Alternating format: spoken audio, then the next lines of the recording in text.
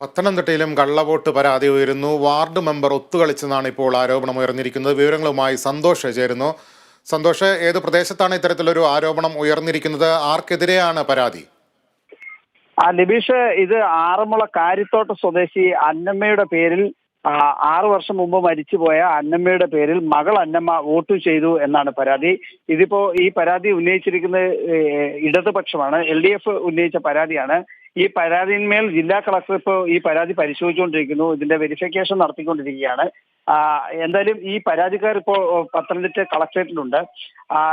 ഈ ward member ശുഭാനന്ദൻ എന്ന ward മെമ്പറും അതുപോലെ തന്നെ BLOയും ഒത്തുകളിച്ചു എന്നാണ് പരാതി.